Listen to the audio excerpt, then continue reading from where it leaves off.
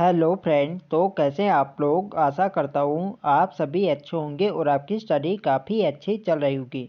तो देखो, आज की क्लास आप लोगों के लिए एक मैराथन क्लास यहाँ पे रहेगी।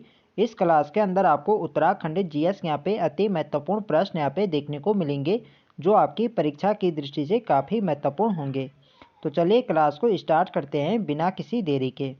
फर्स्ट क्वेश्चन यहाँ पे देखेंगे, कप्पू चौहान किस गढ़ के सरदार थे।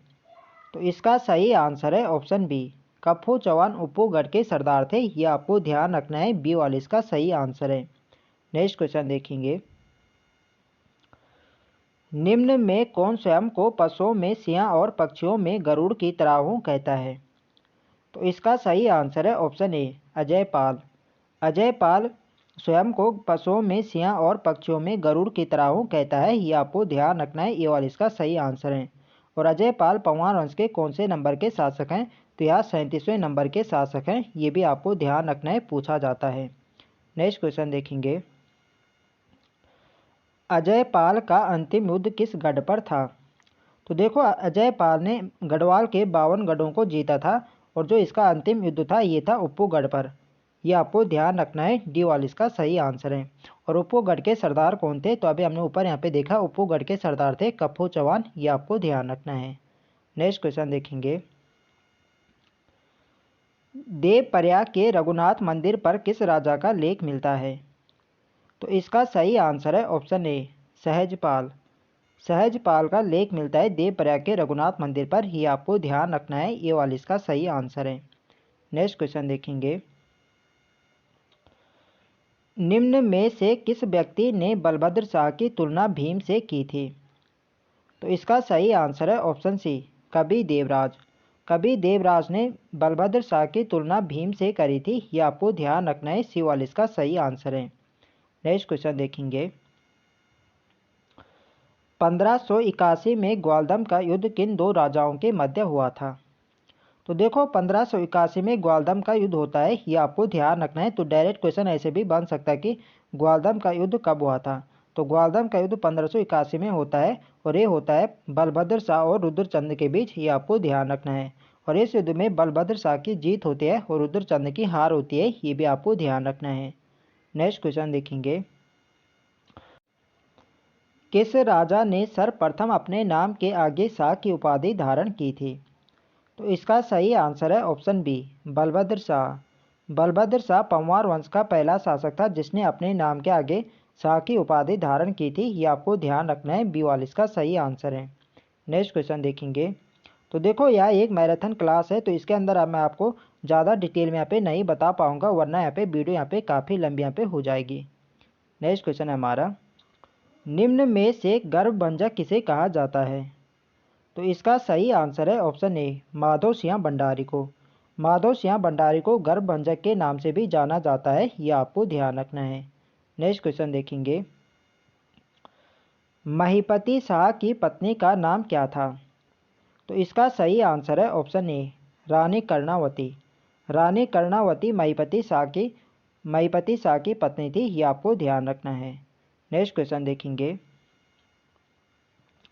ताराबाई एवं गोलकुंडा की दुर्गा देवी किसके उपनाम है। तो इसका सही आंसर है ऑप्शन सी, रानी कर्णावती।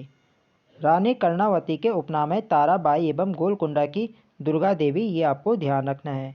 और रानी कर्णावती को नाकटी रानी के नाम से भी जाना जाता है। ये भी आपको ध्यान रखना है।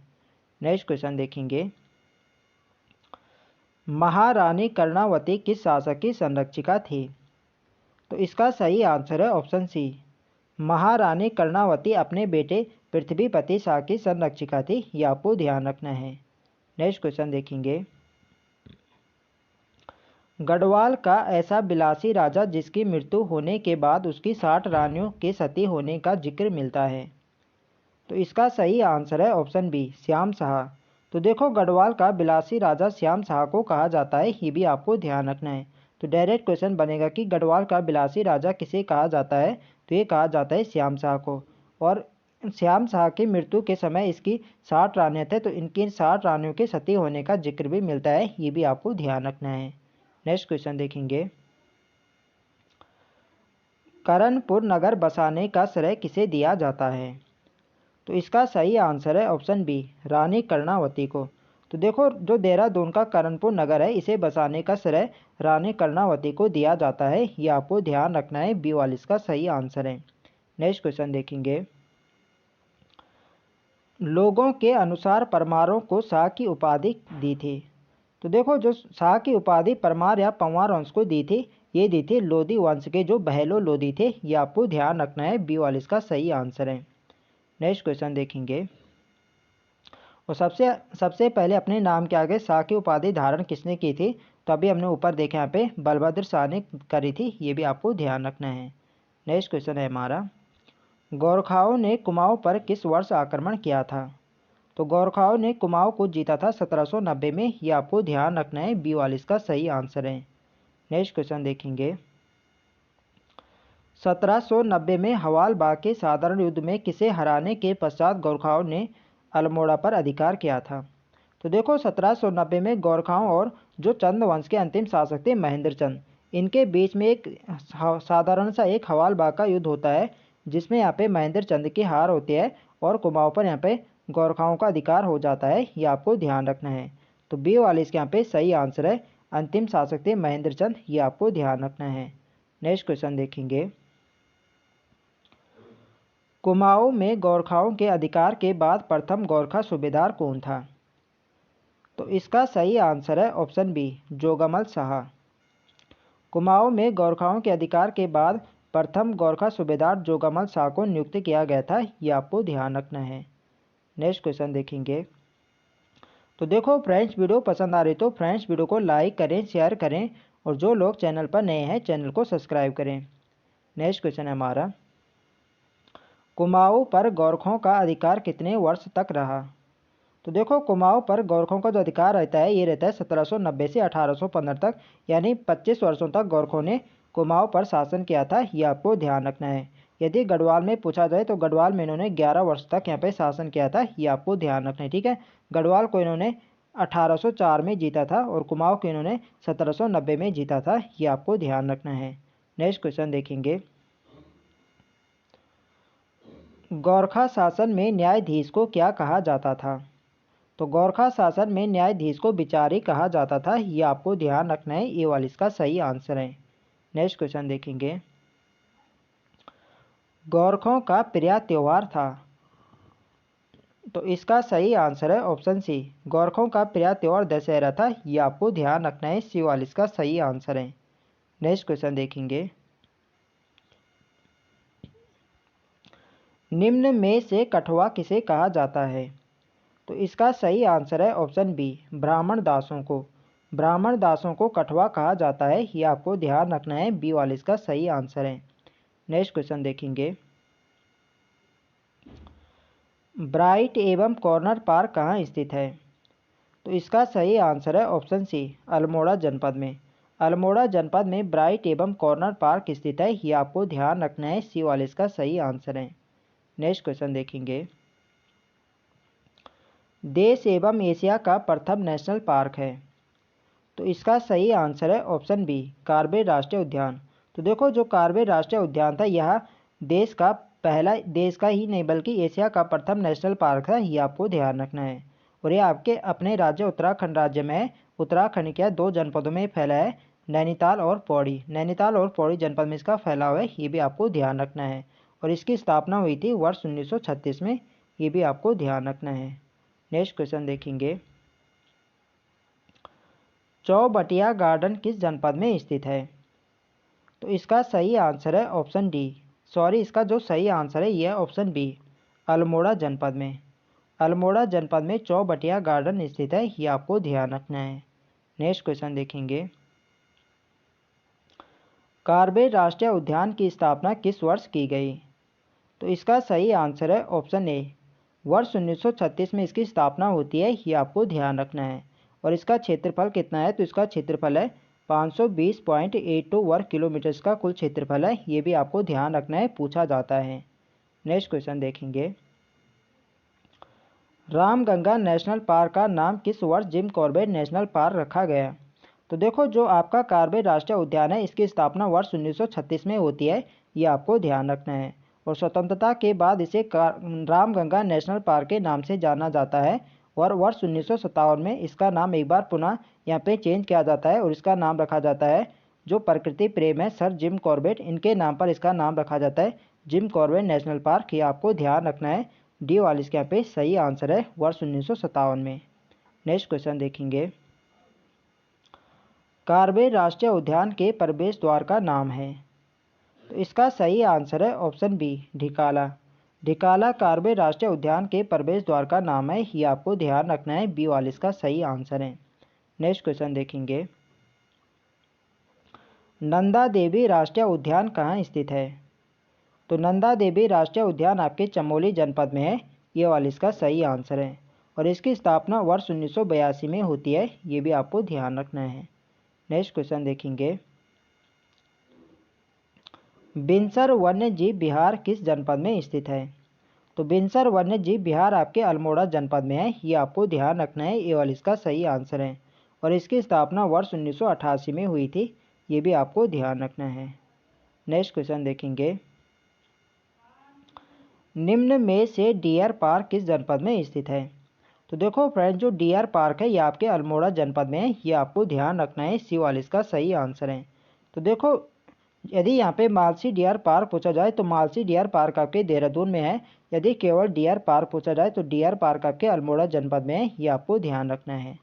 नेक्स्ट क्वेश्चन देखेंगे, निम्न में से किस वर्ष कार्बेट राष्ट्रीय उद्यान देश का प्रथम टाइगर रिजर्व बना। तो इसका सही आंसर है ऑप्शन सी, वर्ष 1973 में। वर्ष 1973 में कार्बेट राष्ट्रीय उद्यान देश का प्रथम टाइगर रिजर्व बना। ये आपको ध्यान रखना है। सी वाला इसका सही आंसर है। नेक्स्ट क्वेश्चन देखेंगे, कार्बेट राष्ट्रीय उद्यान के समीप से कौन सी नदी बहती है। तो इसका सही आंसर है ऑप्शन ए, पश्चिमी रामगंगा। पश्चिमी रामगंगा कार्बेट राष्ट्रीय उद्यान के समीप से बहती है। ये आपको ध्यान रखना है। ए वाला इसका सही आंसर है। नेक्स्ट क्वेश्चन देखेंगे,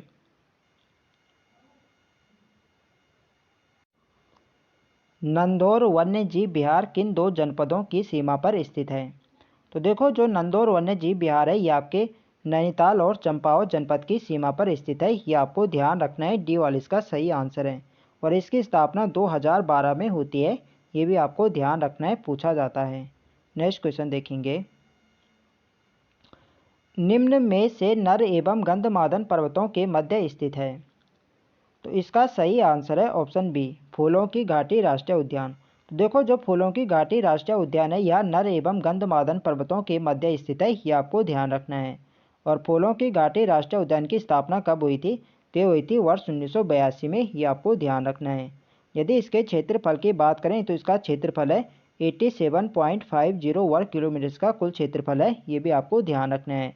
और यह राज्य का सबसे छोटा राष्ट्रीय उद्यान है। ये भी आपको ध्यान रखना है। सबसे बड़ा आपका जो गंगोत्री राष्ट्रीय उद्यान है वो सबसे छोटा है फूलों की घाटी राष्ट्रीय उद्यान। ये आपको ध्यान रखना है। नेक्स्ट क्वेश्चन देखेंगे, किस वर्ष यूनेस्को द्वारा नंदा देवी राष्ट्रीय उद्यान को विश्व धरोहर में शामिल किया गया। तो इसका सही आंसर है ऑप्शन सी, वर्ष 1988 में। वर्ष 1988 में यूनेस्को द्वारा नंदा देवी राष्ट्रीय उद्यान को विश्व धरोहर में शामिल किया गया था। ये आपको ध्यान रखना है। सी वाला इसका सही आंसर है। और फूलों की घाटी राष्ट्रीय उद्यान को कब किया गया था। तो फूलों की घाटी राष्ट्रीय उद्यान को 2005 में किया गया था। ये भी आपको ध्यान रखना है। नेक्स्ट क्वेश्चन देखेंगे, केदारनाथ वन्य जीव विहार की स्थापना किस वर्ष की गई। तो इसका सही आंसर है ऑप्शन बी, वर्ष 1972 में। वर्ष 1972 में केदारनाथ वन्य जीव विहार की स्थापना होती है। ये आपको ध्यान रखना है। तो देखो, इसका फैलाव भी दो जनपदों में है, चमोली और रुद्रप्रयाग में इसका फैलाव है।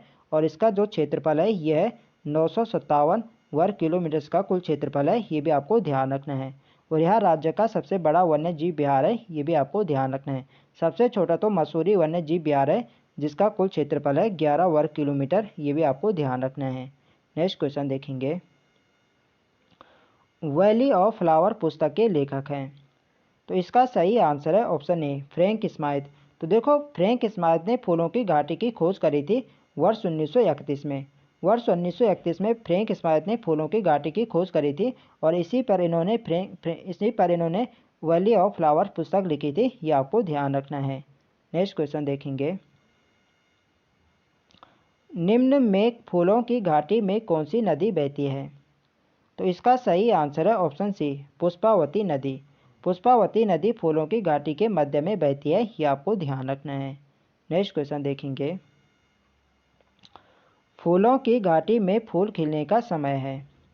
तो इसका सही आंसर है ऑप्शन बी, जुलाई से अक्टूबर। जुलाई से अक्टूबर के महीने फूलों की घाटी में फूल खिलते हैं, ये आपको ध्यान रखना है। नेक्स्ट क्वेश्चन देखेंगे, उत्तराखंड का प्रथम चिड़ियाघर मालसी डियर पार्क किस जनपद में स्थित है? तो इसका सही आंसर है ऑप्शन बी, देहरादून में। तो देखो अभी मैंने आपको ऊपर यहाँ पे बताया कि यदि केवल डियर पार्क पूछा जाए तो डियर पार्क आपके अल्मोड़ा जनपद में है और मालसी डियर पार्क आपके देहरादून जनपद में है, ये आपको ध्यान रखना है। बी वाला इस क्वेश्चन का राइट आंसर है। नेक्स्ट क्वेश्चन देखेंगे, निम्न में कौन सुमेलित नहीं है? तो यहाँ पे देखेंगे, कार्बेट राष्ट्रीय उद्यान वर्ष 1936 में बिल्कुल सही है। नंदा देवी राष्ट्रीय उद्यान वर्ष 1982 में बिल्कुल सही है। फूलों की घाटी राष्ट्रीय उद्यान वर्ष 1983 में। तो सी वाले यहाँ पे सुमेलित सही, सुमेलित नहीं है। जो फूलों की घाटी राष्ट्रीय उद्यान है इसकी स्थापना भी वर्ष 1982 में होती है, ये आपको ध्यान रखना है। तो सी वाला हमारे यहाँ पे सही आंसर हो जाएगा। सी वाले यहाँ पे सही सुमेलित नहीं है, बाकी आपके सभी यहाँ पे सही है। कार्बेट राष्ट्रीय उद्यान के वर्ष 1936 में होते हैं और नंदा देवी राष्ट्रीय उद्यान की स्थापना वर्ष 1982 में होती है और गंगोत्री राष्ट्रीय उद्यान के वर्ष 1989 में होती है, ये आपको ध्यान रखना है। और फूलों की घाटी राष्ट्रीय उद्यान की स्थापना वर्ष 1982 में होती है, ये आपको ध्यान रखना है। नेक्स्ट क्वेश्चन देखेंगे, उत्तराखंड का सबसे बड़ा राष्ट्रीय उद्यान है। तो इसका सही आंसर है ऑप्शन डी, गंगोत्री राष्ट्रीय उद्यान। गंगोत्री राष्ट्रीय उद्यान उत्तराखंड का सबसे बड़ा राष्ट्रीय उद्यान है, ये आपको ध्यान रखना है। इसका जो क्षेत्रफल है यह है 2390 वर्ग किलोमीटर, ये आपको ध्यान रखना है। नेक्स्ट क्वेश्चन देखेंगे, निम्न में कौन सम्मिलित नहीं है? तो यहाँ पे देखेंगे, एक तरफ यहाँ पे राष्ट्रीय उद्यान यहाँ पे दिए गए हैं और एक तरफ इनके यहाँ पे क्षेत्रफल यहाँ पे दिया गया है। तो यहाँ पे देखेंगे, फूलों की घाटी राष्ट्रीय उद्यान का क्षेत्रफल, तो ये वाला यहाँ पे सही आंसर हो जाएगा क्योंकि ये वाला यहाँ पे सही सुमेलित नहीं है। तो आप लोग यहाँ पे ऑप्शन यहाँ पे देख सकते हैं। तो देखो जो फूलों की घाटी राष्ट्रीय उद्यान का क्षेत्रफल है वो है 87.50 वर्ग किलोमीटर। 50 वर्ग किलोमीटर इसका क्षेत्रफल है, 87.50 वर्ग किलोमीटर। तो ये वाला यहाँ पे सही आंसर यहाँ पे हो जाएगा, ये वाला सही सुमेलित नहीं है। बाकी आपके सभी यहाँ पे सही है। कार्बेट राष्ट्रीय उद्यान का क्षेत्रफल 520.82 वर्ग किलोमीटर बिल्कुल सही है। नंदा देवी का 624 बिल्कुल सही है। गंगोत्री का 2390 ये भी बिल्कुल सही है। तो ये वाला यहाँ पे सही आंसर है, ये वाला सही सम्मिलित नहीं है। नेक्स्ट क्वेश्चन देखेंगे, गोविंद वन्य जीव विहार की स्थापना किस वर्ष की गई? तो देखो जो राज्य का सबसे पुराना वन्य जीव विहार है ये आपके गोविंद वन्य जीव विहार है और ये आपके उत्तरकाशी जनपद में है और इसकी स्थापना हुई थी वर्ष 1955 में, ये आपको ध्यान रखना है। बी वाला इसका सही आंसर है। नेक्स्ट क्वेश्चन देखेंगे, राज्य का सबसे बड़ा वन्य जीव विहार है। तो राज्य का सबसे बड़ा वन्य जीव विहार केदारनाथ वन्य जीव विहार है, सी वाला इसका सही आंसर है। और सबसे छोटा कौन है? सबसे छोटा मसूरी वन्य जीव विहार है, ये आपको ध्यान रखना है। नेक्स्ट क्वेश्चन है हमारा, पवालगढ़ संरक्षण आरक्षित किस जनपद में स्थित है? तो पवालगढ़ संरक्षण आरक्षित आपके नैनीताल जनपद में है, ये आपको ध्यान रखना है। डी वाला इसका सही आंसर है। नेक्स्ट क्वेश्चन देखेंगे, मालन पशु विहार किस जनपद में स्थित है? तो मालन पशु विहार आपके पौड़ी जनपद में है, ये आपको ध्यान रखना है। सी वाला इसका सही आंसर है। नेक्स्ट क्वेश्चन देखेंगे, राजा जी राष्ट्रीय उद्यान की स्थापना किस वर्ष की गई? तो इसका सही आंसर है ऑप्शन सी, वर्ष 1983 में। तो देखो जो राजा जी राष्ट्रीय उद्यान है इसकी स्थापना वर्ष 1983 में होती है, ये आपको ध्यान रखना है। और इसका फैलाव 3 जनपदों में है, देहरादून, हरिद्वार और पौड़ी। यदि इसके क्षेत्रफल की बात करें तो इसका क्षेत्रफल है 842.42 वर्ग किलोमीटर का कुल क्षेत्रफल है, ये भी आपको ध्यान रखना है। नेक्स्ट क्वेश्चन देखेंगे, आसन वेटलैंड संरक्षण आरक्षित की स्थापना हुई। तो इसका सही आंसर है ऑप्शन बी, 2005 में। 2005 में आसन वेटलैंड संरक्षण आरक्षित की स्थापना होती है, ये आपको ध्यान रखना है। और ये आपके किस जनपद में है? तो आपके देहरादून जनपद में है, ये भी आपको ध्यान रखना है। नेक्स्ट क्वेश्चन देखेंगे, झिलमिल संरक्षण आरक्षित किस जनपद में स्थित है? तो झिलमिल संरक्षण आरक्षित आपके हरिद्वार जनपद में है, ये आपको ध्यान रखना है। बी वाला इसका सही आंसर है। और इसकी स्थापना भी 2005 में होती है, ये भी आपको ध्यान रखना है। नेक्स्ट क्वेश्चन देखेंगे। देश का पहला हिम तेंदुआ संरक्षण केंद्र किस जनपद में खोला गया? तो इसका सही आंसर है ऑप्शन सी, उत्तरकाशी में। उत्तरकाशी में देश का पहला हिम तेंदुआ संरक्षण केंद्र खोला गया है, ये आपको ध्यान रखना है। सी वाला इसका सही आंसर है। नेक्स्ट क्वेश्चन देखेंगे। तो देखो फ्रेंड्स, वीडियो पसंद आ रही तो फ्रेंड्स वीडियो को लाइक करें, शेयर करें, और जो लोग चैनल पर नए हैं चैनल को सब्सक्राइब करें। नेक्स्ट क्वेश्चन है हमारा, अशोक ने किस वर्ष कालसी में अपना एक अभिलेख स्थापित किया? तो देखो अशोक ने कालसी देहरादून में अपना अभिलेख स्थापित किया था वर्ष 257 ईसा पूर्व में, ये आपको ध्यान रखना है। सी वाला इसका सही आंसर है। नेक्स्ट क्वेश्चन देखेंगे। अशोक के कालसी अभिलेख में यहाँ के क्षेत्र के लिए क्या कहा गया है? तो इसका सही आंसर है ऑप्शन बी। अशोक के कालसी अभिलेख में यहाँ के क्षेत्र के लिए यानी उत्तराखंड क्षेत्र के लिए अपरांत शब्द का प्रयोग किया गया है, ये आपको ध्यान रखना है। और यहाँ के निवासियों के लिए पुलिंद कहा गया है, ये भी आपको ध्यान रखना है। यदि पूछा जाए कि अशोक के कालसी अभिलेख में यहाँ के क्षेत्र के लिए कहा गया है, तो यहाँ के क्षेत्र के लिए अपरांत तथा यहाँ के निवासियों के लिए पुलिंद शब्द का प्रयोग किया गया है, ये आपको ध्यान रखना है। नेक्स्ट क्वेश्चन देखेंगे। राजकुमारी ईश्वरा का अभिलेख किस स्थान से मिला? तो इसका सही आंसर है ऑप्शन सी, लाखा मंडल से। राजकुमारी ईश्वरा का अभिलेख लाखा मंडल से प्राप्त हुआ है, ये आपको ध्यान रखना है। सी वाला इसका सही आंसर है। नेक्स्ट क्वेश्चन देखेंगे। निम्न में से किन हिमालय खंडों का उल्लेख स्कंद पुराण में मिलता है? तो इसका सही आंसर है ऑप्शन डी। स्कंद पुराण में केदार खंड, जलांधर और कश्मीर। तो देखो स्कंद पुराण में 5 हिमालय खंडों का उल्लेख मिलता है। केदार खंड हो गया, मानस खंड हो गया, जलांधर हो गया, कश्मीर होगा, और एक आपका नेपाल। तो 3 तो आपके यहाँ पे दिए गए हैं, केदारखंड, जलांधर, कश्मीर, और इसके अलावा जो 2 अन्य हैं वो आपका मानस खंड और नेपाल, ये भी आपको ध्यान रखना है। नेक्स्ट क्वेश्चन देखेंगे। स्कंद पुराण में गढ़वाल के लिए प्रयुक्त नाम है? तो स्कंद पुराण में गढ़वाल के लिए केदार खंड शब्द का प्रयोग किया गया है। बी वाले इसके यहाँ पे सही आंसर है। यदि कुमाऊं की बात करें तो कुमाऊं के लिए मानस खंड कहा गया है, ये भी आपको ध्यान रखना है। नेक्स्ट क्वेश्चन देखेंगे। निम्न में से किस क्षेत्र को कुमाऊं का बारदोली कहा जाता है? तो इसका सही आंसर है ऑप्शन बी, सल्ट क्षेत्र को। सल्ट क्षेत्र को कुमाऊं का बारदोली कहा जाता है, ये आपको ध्यान रखना है। यदि गढ़वाल का बारदोली पूछा जाए तो गढ़वाल का बारदोली गुजड़ू को कहा जाता है, ये भी आपको ध्यान रखना है, इम्पोर्टेंट है परीक्षा की दृष्टि से। नेक्स्ट क्वेश्चन देखेंगे। कर्ण आश्रम किस नदी के तट पर स्थित है? तो कर्ण आश्रम आपके मालिनी नदी के तट पर स्थित है। सी वाला इसका सही आंसर है। नेक्स्ट क्वेश्चन देखेंगे। कटारमल सूर्य मंदिर किस शैली में बना है? तो इसका सही आंसर है ऑप्शन सी, उत्तराखंड शैली में। तो देखो कटारमल सूर्य मंदिर आपके अल्मोड़ा जनपद में है, और इसका निर्माण राजा कटारमल ने करवाया था, और यह आपके उत्तराखंड शैली में निर्मित है, ये आपको ध्यान रखना है। नेक्स्ट क्वेश्चन देखेंगे। मुगल शहजादा जिसने श्रीनगर गढ़वाल में आश्रय लिया था? तो इसका सही आंसर है ऑप्शन सी, सुलेमान सिको। सुलेमान सिको ने गढ़वाल में आश्रय लिया था, ये आपको ध्यान रखना है। और सुलेमान सिको को गढ़वाल में आश्रय किसने दिया था? तो ये दिया था पृथ्वीपति शाह ने, ये भी आपको ध्यान रखना है। नेक्स्ट क्वेश्चन देखेंगे। टिहरी में डोला पालकी आंदोलन संबंधित था? तो इसका सही आंसर है ऑप्शन ए, शिल्पकार। शिल्पकार दलितों से डोला पालकी आंदोलन संबंधित था, ये आपको ध्यान रखना है।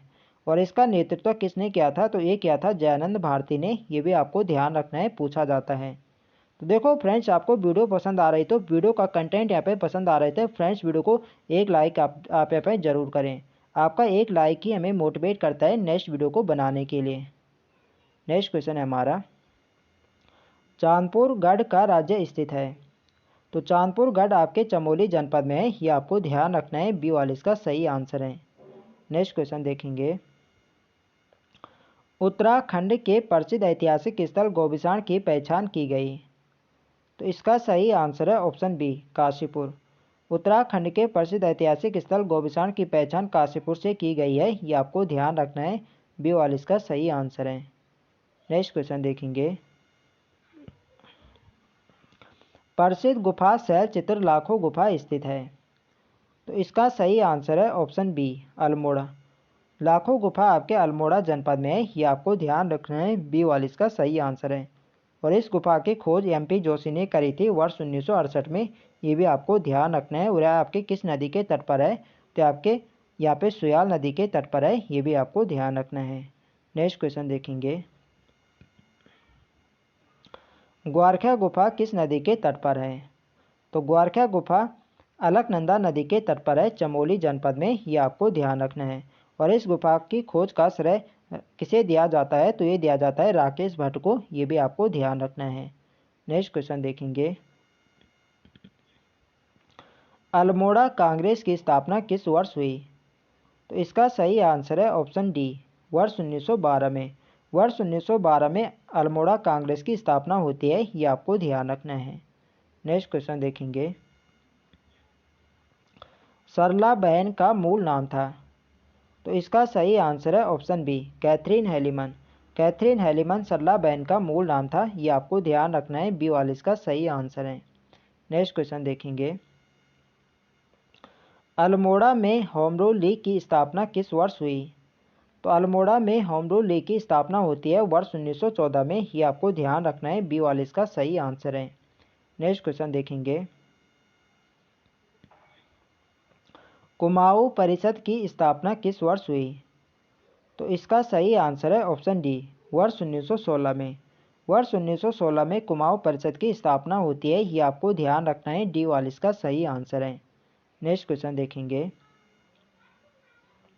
स्वतंत्रता आंदोलन में राज्य से जेल जाने वाले प्रथम व्यक्ति कौन है। तो इसका सही आंसर है ऑप्शन सी, मोहन श्याम मेहता। तो देखो, राज्य से जेल जाने वाले प्रथम व्यक्ति मोहन श्याम मेहता थे, ये आपको ध्यान रखना है। यदि महिला पूछी जाए कि स्वतंत्रता आंदोलन में जेल जाने वाली प्रथम महिला कौन थी, तो थी बिस्नी देवी शाह, ये भी आपको ध्यान रखना है। नेक्स्ट क्वेश्चन देखेंगे। बिस्नी देवी शाह कौन थी। तो बिस्नी देवी शाह एक स्वतंत्रता सेनानी थी, ये आपको ध्यान रखना है। डी वाला इसका सही आंसर है। नेक्स्ट क्वेश्चन देखेंगे। अशोक ने किस वर्ष कालसी में अपना एक अभिलेख स्थापित किया। तो रिपीटेड क्वेश्चन है, ये किया था वर्ष 257 ईसा पूर्व में, ये आपको ध्यान रखना है। सी वाला इसका सही आंसर है। नेक्स्ट क्वेश्चन देखेंगे। और आज की वीडियो का हमारा अंतिम प्रश्न है, अशोक के कालसी अभिलेख में यहाँ के क्षेत्र के लिए क्या कहा गया है। तो ये भी रिपीटेड क्वेश्चन है, ये हमने यहाँ पे देख लिया था। तो इसका सही आंसर है ऑप्शन बी, अपरांत। तो फ्रेंड्स, ये थे हमारे आज के अति महत्वपूर्ण प्रश्न। तो आई होप आपको वीडियो अच्छी लगी। तो फ्रेंड्स, वीडियो को लाइक करें, शेयर करें, और जो लोग चैनल पर नए हैं चैनल को सब्सक्राइब करें। मिलते हैं नेक्स्ट वीडियो में, तब तक के लिए जय हिंद दोस्तों।